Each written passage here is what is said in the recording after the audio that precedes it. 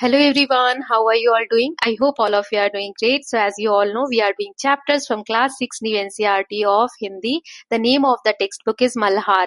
So we have already completed 5 chapters. If you haven't watched that, please go through the links given in the description box. इस video में हम chapter number 6 देखेंगे जिसका नाम है मेरी माँ. ये एक आत्मकथा क्या होता है? जब हम अपनी लाइफ की कहानी को लिखते हैं या बताते हैं तो उसको हम कहते हैं आत्मकथा. तो यहाँ पर किसकी लाइफ की कहानी बताई जा रही है? राम प्रसाद बिस्मिल जी के बारे में यहाँ दिया हुआ है. सो ये जो मेरी माँ कहानी आज हम पढ़ेंगे या जो भी पढ़ने वाले हैं वो उनकी आत्मकथा का एक पार्ट है. सो चलिए कहानी को रीड करते हैं, लेकिन उससे पहले लेखक का परिचय देख लेते हैं. सो भारत के स्वतंत्रता संग्राम में अनेक क्रांतिकारी वीरों ने अपना बलिदान दिया. सरफरोशी की तमन्ना जैसा तराना लिखने वाले राम प्रसाद बिस्मिल भी उन्हीं क्रांतिकारियों में से एक थे. मात्र 30 वर्ष की आयु में अंग्रेजी सरकार द्वारा उन्हें फांसी पर लटका दिया गया. असाधारण प्रतिभा के धनी राम प्रसाद बिस्मिल एक अच्छे कवि और लेखक भी थे. उन्होंने अनेक पुस्तकें लिखी जिनमें उनकी आत्मकथा काफी चर्चित रही. मेरी माँ उनकी आत्मकथा का ही एक अंश है. आप देख सकते हैं उनका जीवन काल 1897 से 1927 तक था. भारत की जो स्वतंत्रता के लिए लड़ाई थी अंग्रेजों के खिलाफ, उसमें बहुत से क्रांतिकारी वीरों ने अपनी लाइफ का बलिदान दिया. उनमें से ही एक थे राम प्रसाद बिस्मिल जी. इन्होंने ही ये फ्रेज दिया है, सरफरोशी की तमन्ना. आपने सुना है ये? सरफरोशी की तमन्ना अब हमारे दिल में है, देखना है जोर कितना बाजुए कातिल में है. और जब ये 30 वर्ष के थे तभी उन्हें अंग्रेजी सरकार द्वारा फांसी पर लटका दिया गया था. इसके बारे में आगे हम और डिटेल में पढ़ेंगे. ये बहुत ही प्रतिभावान थे, बहुत अच्छे लेखक थे, बहुत अच्छे कवि थे. इन्होंने बहुत सी किताबें लिखी. उनमें से ही एक उनकी जो आत्मकथा है वो बहुत फेमस है और उसका ही एक पार्ट आज हम रीड करने वाले हैं जिसका नाम है मेरी माँ. यहाँ पर उनके बारे में और कुछ दिया है, रीड करते हैं. श्री राम प्रसाद बिस्मिल बड़े होनहार नौजवान थे. गजब के शायर थे, देखने में बहुत सुंदर थे, योग्य बहुत थे. जानने वाले कहते हैं कि यदि किसी और जगह या किसी और देश या किसी और समय में पैदा हुए होते तो वे सेनाध्यक्ष बनते. ये कहना है हमारे देश के प्रसिद्ध स्वतंत्रता सेनानी भगत सिंह का बिस्मिल जी के बारे में. एक और प्रसिद्ध स्वतंत्रता सेनानी का यहाँ नाम दिया गया है, भगत सिंह. उन्होंने बिस्मिल के बारे में कहा कि अगर वे किसी और राष्ट्र में या किसी और समय में पैदा हुए होते तो सेनाध्यक्ष होते. उनका जो व्यक्तित्व था ऐसा था, इसीलिए उनके बारे में ये सब कहा जाता था. राम प्रसाद बिस्मिल का जन्म जब हुआ था तो उस समय भारत पर अंग्रेजों का आधिपत्य था. आधिपत्य क्या होता है? जब एक कंट्री किसी और कंट्री के ऊपर कंट्रोल कर लेती है पूरी तरीके से, चाहे पॉलिटिकली हो, इकोनॉमिकली हो, तो उस तरीके से अगर कंट्रोल कर ले तो उसको हम बोलते हैं आधिपत्य. तो उस समय भारत पर अंग्रेजों का आधिपत्य था. बिस्मिल छोटी सी आयु से भारत की स्वतंत्रता के लिए अंग्रेजों के खिलाफ लड़ते रहे. अंग्रेजों ने उन्हें जेल में डाल दिया, फांसी की सजा दे दी. जेल में भी उन्होंने अंग्रेजों के अनेक अत्याचार सहे. जेल में रहते रहते उन्होंने चोरी छिपे अपनी आत्मकथा लिखी और अंग्रेजों से बचते बचते जेल के बाहर भेजते रहे. तो अपनी लाइफ के बारे में उन्होंने जेल में छुप छुपा कर लिखा और जेल से बाहर भिजवाते रहे. तो उनके जो दोस्त थे उन्होंने क्या किया, उसको प्रकाशित करवा दिया. प्रकाशित करवाना मतलब पब्लिश करवा देना. और उसका नाम क्या रखा? निज जीवन की एक छटा. निज मतलब पर्सनल, जीवन मतलब लाइफ. सो पर्सनल लाइफ के बारे में एक वहां पर छोटा सा अंश दिया गया है उसमें. सो इस पुस्तक का रिजल्ट क्या हुआ जब ये बुक पब्लिश हुई? तो इसने अंग्रेजों के होश उड़ा दिए और लोगों में अंग्रेजों के खिलाफ क्रोध और गुस्सा और बढ़ा दिया. इस तरह इस आत्मकथा के कारण अंग्रेज बिस्मिल को फांसी देने के बाद भी उन्हें हरा न सके. तो अंग्रेजों ने बिस्मिल जी को फांसी तो दे दी, लेकिन इस किताब को पढ़ने के बाद जो इतने सारे भारतीय थे उनके मन में जो एक अंग्रेजों के खिलाफ क्रोध आया या अपने देश को आजाद करने की एक इच्छा जागरूक हुई, उसको वो दबा न सके. तो इससे क्या साबित होता है कि बिस्मिल जी ना रहते हुए भी उनके जो कहे हुए शब्द हैं, लिखी हुई बातें हैं, उन्होंने लाखों लोगों में बिस्मिल को जीवित रखा. सो इस आत्मकथा के माध्यम से आज भी बिस्मिल हमारे मस्तिष्क में है. आज भी उनकी आत्मकथा लोगों को प्रेरित करती है. क्या आप भी उनकी आत्मकथा को पढ़ना चाहते हैं? तो चलिए उनकी आत्मकथा का एक अंश आज हम पढ़ने वाले हैं. सो उनकी जो आत्मकथा है वो बहुत सी लाइफ को आज भी मोटिवेट करती है. उसका एक अंश दिया हुआ है, रीड करते हैं. लखनऊ कांग्रेस में जाने के लिए मेरी बड़ी इच्छा थी. दादी जी और पिताजी तो विरोध करते थे, किंतु माता जी ने मुझे खर्च दे ही दिया. उसी समय शाहजहांपुर में सेवा समिति का आरंभ हुआ था. मैं बड़े उत्साह के साथ सेवा समिति में सहयोग देता था. पिताजी और दादी जी को मेरा इस प्रकार का कार्य करना अच्छा ना लगता था, किंतु माताजी मेरा उत्साह भंग ना होने देती थी, जिसके कारण उन्हें अक्सर पिताजी की डांट फटकार तथा दंड सहन करना पड़ता था। जैसा कि हमने देखा वो एक क्रांतिकारी थे, क्रांतिकारी एक्टिविटीज में पार्टिसिपेट करते थे। लखनऊ कांग्रेस में जाने की उनकी बहुत इच्छा थी, लेकिन उनके पापा दादी ये लोग नहीं चाहते थे कि वो जाए, और इस तरीके के समिति के जो कार्य वगैरह होते थे वो भी ना करे, ऐसा वो लोग चाहते थे। लेकिन माँ जो भी खर्च उनको चाहिए होता था वो दे देती थी और उनका सपोर्ट करती थी, जिसकी वजह से उनके पिताजी से उनकी माँ को बहुत सारी डांट भी खानी पड़ती थी। अब वे अपनी माँ के बारे में बताते हैं। वास्तव में मेरी माताजी देवी हैं, मुझ में जो कुछ जीवन तथा साहस आया वे मेरी माताजी तथा गुरुदेव श्री सोमदेव जी की कृपाओं का ही परिणाम है। अब वे कहते हैं कि उनके अंदर जो भी साहस है, जीवन है, वो सब वो दो लोगों को क्रेडिट दे रहे हैं, एक अपनी माँ को और दूसरे अपने गुरु को, टीचर को, जिनका नाम वे बताते हैं सोमदेव जी। आगे लिखते हैं, दादी जी और पिताजी तो उनका विवाह कराना चाहते थे, लेकिन माँ कहती थी कि शिक्षा पा चुकने के बाद ही विवाह करना उचित होगा, कि पहले शिक्षा प्राप्त कर ले फिर शादी हो जाएगी। माता जी के प्रोत्साहन तथा सद्व्यवहार ने मेरे जीवन में वह दृढ़ता उत्पन्न की कि किसी आपत्ति तथा संकट आने पर भी मैं अपने संकल्प को त्याग ना सका। संकल्प मतलब होता है कि कोई डिसीजन लिया है आपने कि मैं ये करूंगा, तो उसको छोड़ना नहीं है, उसको पूरा करना है। तो उनकी माँ का जो नेचर था, बिहेवियर था, या फिर जैसे भी वो उनको मोटिवेट करती थी, उसके कारण इन्होंने कभी भी अपने जो डिसीजन लिए हैं उनको छोड़ा नहीं बीच में, उस पे हमेशा डटे रहे। एक समय मेरे पिताजी दीवानी मुकदमे में किसी पर दावा करके वकील से कह गए कि जो भी काम होगा मुझसे करा लें। कुछ आवश्यकता पड़ने पर वकील साहब ने मुझे बुला भेजा और कहा कि मैं पिताजी के हस्ताक्षर वकालतनामे पर कर दूं। यहाँ पर दीवानी मुकदमे मतलब होता है सिविल केसेस, जो नागरिकों के केस होते हैं ना, खेत को लेकर, जमीन जायदाद को लेकर, उसको कहा जाता है सिविल केसेस या दीवानी मुकदमे। वो किसी पर करके उनके पापा जी और किसी काम से बाहर चले गए, और उन्होंने वकील से कहा कि कोई भी जरूरत पड़े तो बिस्मिल जी से हेल्प ले लेने को। तो वकील ने बुलाया बिस्मिल जी को और कहा कि ये जो पेपर्स हैं कोर्ट के, इसमें आप अपने पापा के साइन कर दीजिए। तो ये तो गलत है ना। तो उन्होंने क्या कहा, मैंने तुरंत उत्तर दिया कि यह तो धर्म के विरुद्ध होगा, इस प्रकार का पाप मैं कदापि नहीं कर सकता। वकील साहब ने बहुत समझाया कि मुकदमा खारिज हो जाएगा, किंतु मुझ पर उसका कुछ प्रभाव न हुआ, ना मैंने हस्ताक्षर किए। अपने जीवन में हमेशा सत्य का आचरण करता था, चाहे कुछ हो जाए सत्य बात कह देता था। तो वो कह रहे हैं कि मैं अपनी लाइफ में कभी भी सत्य से समझौता नहीं करता था, जो गलत होता था वो कार्य में कभी नहीं करता था। फिर आगे बताते हैं अपनी माँ के बारे में कि जब वे 11 साल की थी तो वो शादी करके या विवाह करके शाहजहांपुर आई। उस समय वे गांव की एक सिंपल सी लड़की थी। वहां आने के बाद, शाहजहांपुर आने के बाद दादी जी ने क्या किया, अपनी बहन को बुला लिया और उनकी बहन ने माता जी को गृह कार्य की शिक्षा दी, मतलब घर के कामकाज सिखाने लगी।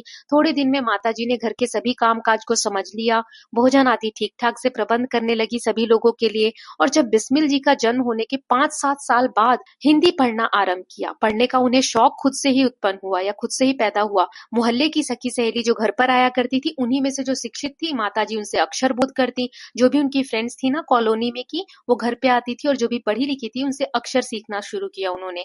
घर का सब काम कर चुकने के बाद जब समय मिलता तो वो पढ़ा लिखा करती थी। परिश्रम के फल के स्वरूप क्या हुआ, थोड़े दिनों में वे देवनागरी पुस्तकों को अध्ययन करने लगी। देवनागरी क्या है, लिपि है, जिस लिपि में कोई भाषा लिखी जाती है। जैसे अभी जो हम रीड कर रहे हैं हिंदी है, तो हिंदी देवनागरी लिपि में लिखी जाती है। इस प्रकार की हिंदी की पुस्तकें वो पढ़ने लगी। जब उनकी बहनें छोटी थी तब उनकी माता जी उन्हें पढ़ाया करती थी। जब से मैंने आर्य समाज में प्रवेश किया, माता जी से खूब वार्तालाप होता। मतलब आर्य समाज क्या है, यहाँ पर एक इंस्टीट्यूट है, ऑर्गेनाइजेशन है, जिसके बारे में हम आगे पढ़ेंगे। इस इंस्टीट्यूट की या ऑर्गेनाइजेशन के जब बिस्मिल जी पार्ट बने तो इस बारे में माता जी से बहुत सी बातें किया करते थे। उस समय की अपेक्षा अब उनके विचार भी कुछ उदार हो गए थे। यदि मुझे ऐसी माता न मिलती तो मैं भी अति साधारण मनुष्य की भांति संसार चक्र में फंसकर जीवन निर्वाह करता।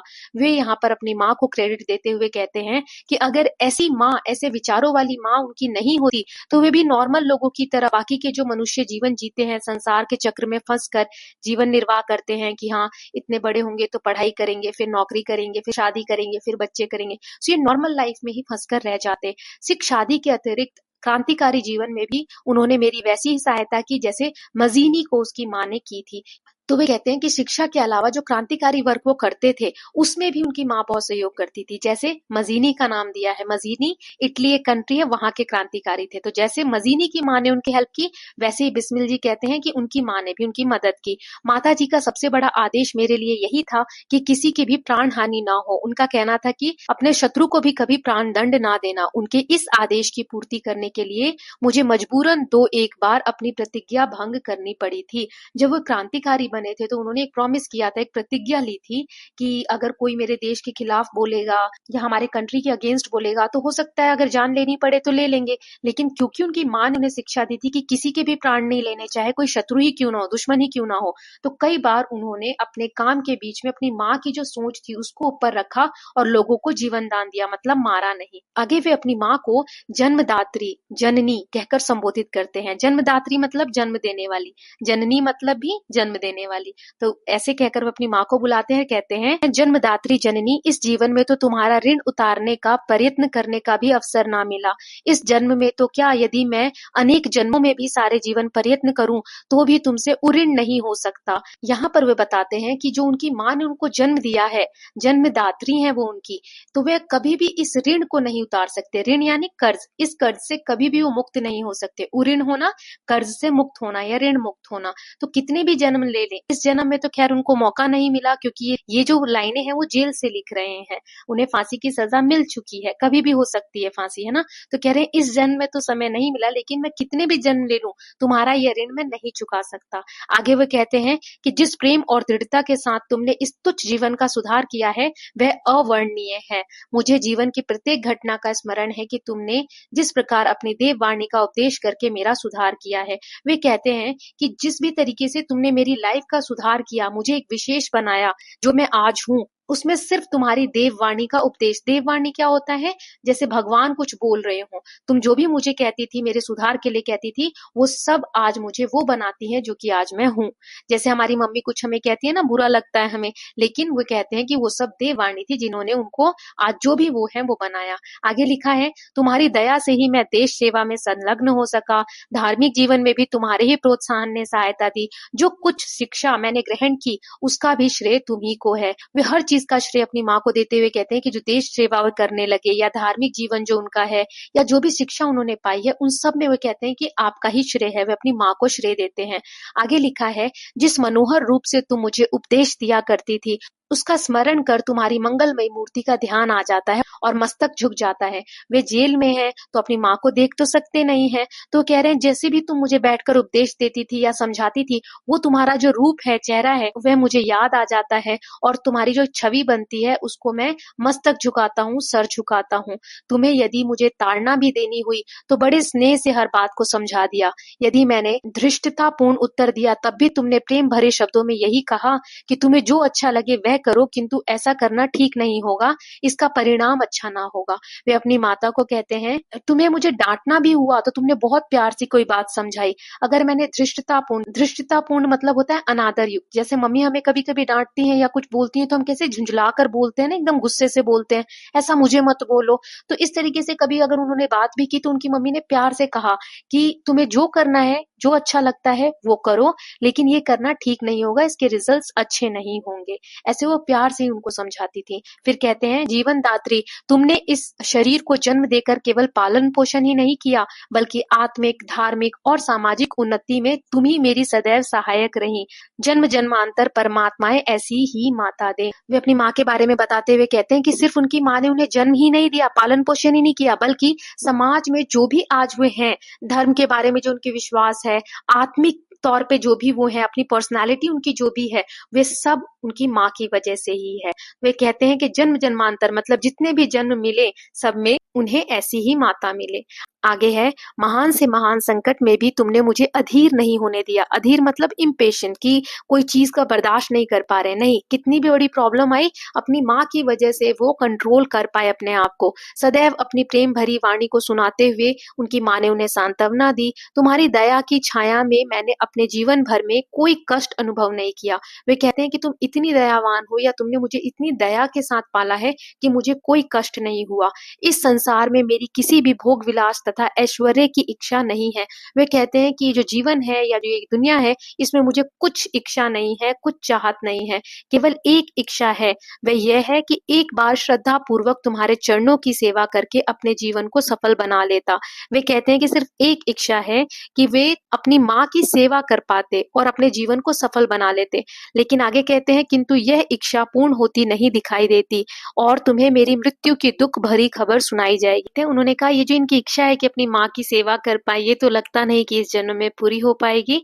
और उनकी डेथ की न्यूज़ अब उनकी माँ के पास पहुँचेगी, तो वे अपनी माँ को कहते हुए कहते हैं, लिखते हैं यहाँ पर कि मुझे विश्वास है कि तुम ये समझकर धैर्य धारण करोगी कि तुम्हारा पुत्र माताओं की माता या भारत माता की सेवा में अपने जीवन को बलि देवी के भेंट कर गया और उसने तुम्हारी कोख कलंकित ना की, अपनी प्रतिज्ञा पर दृढ़ रहा। तो वे अपनी माता को कहते हैं कि मुझे पूरी उम्मीद है कि जब तुम्हारे पास मेरी मृत्यु की खबर पहुंचेगी, तब तुम ये सोचकर उदास नहीं होगी कि मेरा बेटा अब नहीं रहा, बल्कि तुम मुझ पर प्राउड फील करोगी या तुम धैर्य करोगी कि जो सभी माताओं की माँ है, मतलब जो भारत माँ है, उसके लिए तुम्हारे बेटे ने अपने जीवन को बलिदान किया और जो भी उसकी प्रतिज्ञा थी उस पर दृढ़ रहा। जब स्वाधीन भारत का इतिहास लिखा जाएगा, स्वाधीन मतलब इंडिपेंडेंट, आजाद भारत का जब जब इतिहास लिखा जाएगा, तो उसके पृष्ठ पर उज्जवल अक्षरों में तुम्हारा भी नाम लिखा जाएगा। मतलब जो भी इतिहास लिखा जाएगा उसमें इनकी माँ के बारे में भी कहीं ना कहीं लिखा जाएगा। देखो हम पढ़ रहे हैं ना उनके बारे में।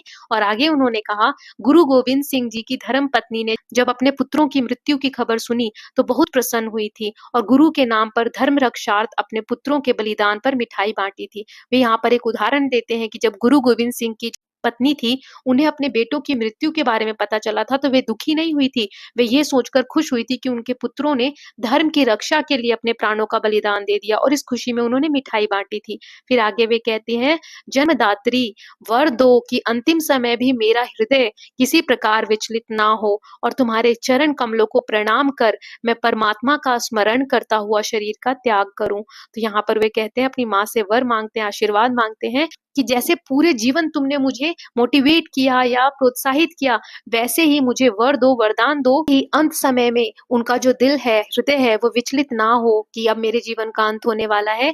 वे अपनी माँ को प्रणाम करते हैं और कहते हैं कि देवता का स्मरण करते करते ही उनका जीवन जो है वो त्याग दें, खुशी खुशी, उनको कोई कष्ट ना हो। तो अपनी माँ से ऐसा वरदान मांगते हैं। सो ये था एक प्यारा सा पोर्शन राम प्रसाद बिस्मिल जी की आत्मकथा में से। आपको कैसा लगा? मुझे तो बहुत ही अच्छा लगा और हार्ट टचिंग। यहाँ पर थोड़ी सी इमोशनल हो गई। मैं ये सोच रही हूँ कि कैसे वे जेल में रहकर सोच रहे होंगे और अपनी माँ के बारे में सोचकर इतना सब लिख रहे होंगे, है ना? आपको कैसा लगा कमेंट सेक्शन में जरूर बताइएगा। सो इसके साथ स्टूडेंट्स हमने इस चैप्टर को पूरा रीड कर लिया है। अब इसकी जो एक्सरसाइज है एक और पार्ट छोटा सा बना लेंगे, उसमें कवर कर लेंगे। So I hope you are loving these videos. If you are doing so, please like and share it, and don't forget to subscribe Kalyan TV channel for more such videos. Thank you so much.